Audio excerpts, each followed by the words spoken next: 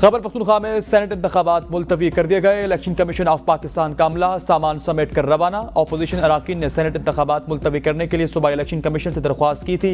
सूबाई election commissioner ने opposition की दरख्वास्त पर चीफ इलेक्शन कमिश्नर से राबता किया।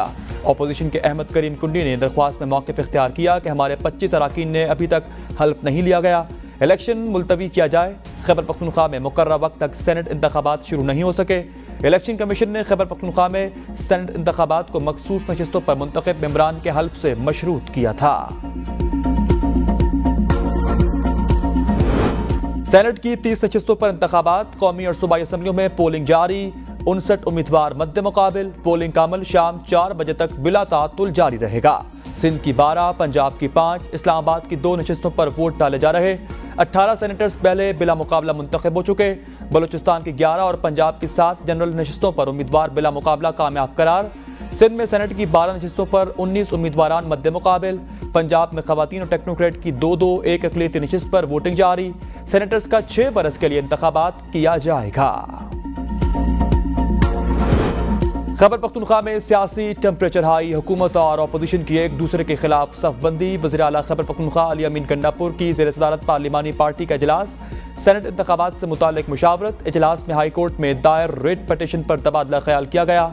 वज़ीर आला ने कहा कि हॉर्स ट्रेडिंग करने वाले अराकीन की पार्टी में कोई जगह नहीं। वज़ीर आला अली अमीन गंडापुर स्पीकर के चैम्बर चले गए। वज़ीर आला रात 8 बजे न्यूज़ कॉन्फ्रेंस करेंगे। हॉर्स ट्रेडिंग करने वाले अराकीन का पता चल जाएगा। इस्लामाबाद से जनरल और टेक्नोक्रेट नशिस्त पर 2-2 उम्मीदवार मद्दे मुकाबिल। टेक्नोक्रेट नशिस्त पर मुस्लिम लीग नून के उम्मीदवार इसहाक डार और सुन्नी इत्तेहाद कौंसिल के उम्मीदवार राजा अंसर महमूद मद्दे मुकाबिल। एक जनरल सीट पर पीपल्स पार्टी के राना महमूद अल हसन सुन्नी इत्तेहाद कौंसिल की जानिब से फरजंद अली शाह उम्मीदवार हैं। इसहाक डार के पोलिंग एजेंट डॉक्टर तारिक फजल चौधरी, जबकि राना महमूद अल हसन के पोलिंग एजेंट अब्दुल कादिर पटेल हैं। सेनेट इंतखाबात में किसी उम्मीदवार का कोई इंतखाबी निशान नहीं। इलेक्शन खुफिया बैलेट पेपर्स के जरिए तरजीह बुनियादों पर जारी।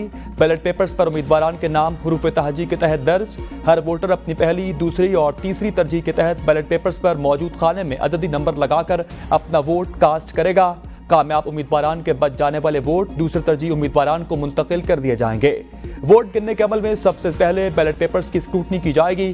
दुरुस्त वोटों के बैलेट पेपर्स को अलहदा करके मुस्तरद वोटों को निकाल दिया जाएगा। दुरुस्त बैलेट पेपर्स की तादाद को 96 से ज़रब देकर इसे नशिस्तों की तादाद से तकसीम कर दिया जाएगा और यूं जवाब में आने वाला अदद एक कोटा बन जाएगा।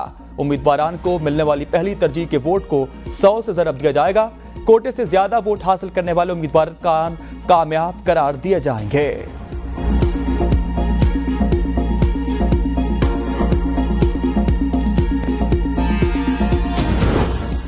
सिंध में पीपल्स पार्टी 12 सीटें जीत चुकी जाएगी और जो मुकाबला करने बैठे थे वो बाइकआउट कर गए। सरफराज रॉजर्ट को रिटायर कराना पीपल्स पार्टी का फैसला था। वज़ीर आला सिंध मुराद अली शाह की मीडिया से गुफ्तगू, कहा सूबे में अमन अमान की सूरत हाल पहले भी अच्छी नहीं थी।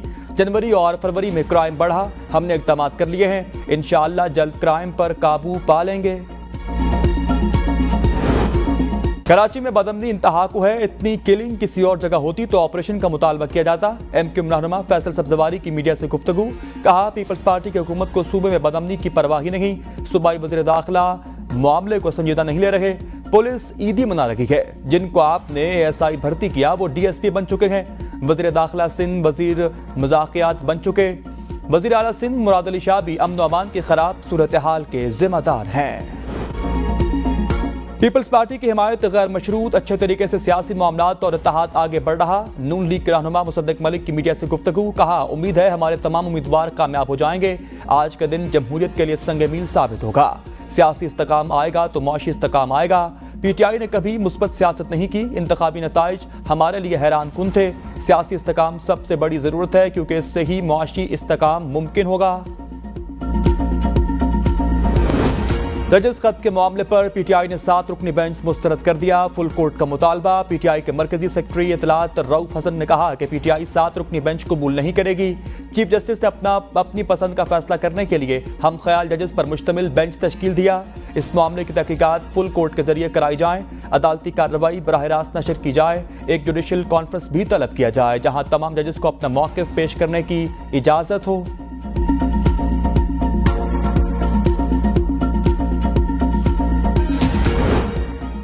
सबकी वज़ीर आला हूँ, मिलकर चलेंगे। वज़ीर आला पंजाब मरियम नवाज शरीफ के मुख्तलिफ अजला के अराकीन सूबाई असम्बली से गुफ्तगू। कहा, पंजाब भर में 600 सड़कों की तामीर और मरम्मत, 5 एक्सप्रेस वे और 3 मोटरवेज बनाएंगे। सूबा भर में 100% फ्री अद्वियात और होम डिलीवरी जल्द शुरू कर दी जाएगी। सूबा भर के दही और बुनियादी मराकज़ सेहत को 6 माह के अंदर फाल किया जाएगा। आइंदा 3 माह में 18 शहरों में सेफ सिटी प्रोजेक्ट शुरू हो जाएगा। 36 अजला में सॉलिड वेस्ट कलेक्शन का जामे निज़ाम ला रहे। पंजाब में 1 लाख घर कम आमदन वाले अफराद को देंगे। अराकीन सूबाई असम्बली ने अवामी मसाइल और ज़रूरियात से आगाह किया। वज़ीर आला मरियम नवाज शरीफ के काबिल अमल तजावीज़ पर अमल दरामद के अहकामात जारी कर दिए।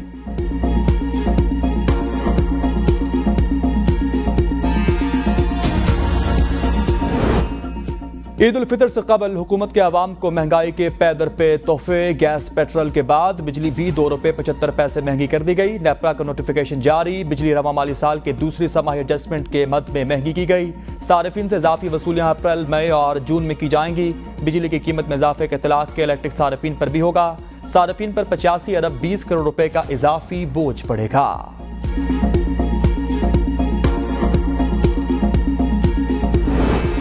कंदकोट में हुकूमती रेट खत्म, डाकू राज बरकरार। जिला भर से गुज़श्ता 3 माह के दौरान 73 अफराद अगवा हो चुके। जनवरी में 25, फरवरी में 20, मार्च में 28 अफराद को अगवा किया गया।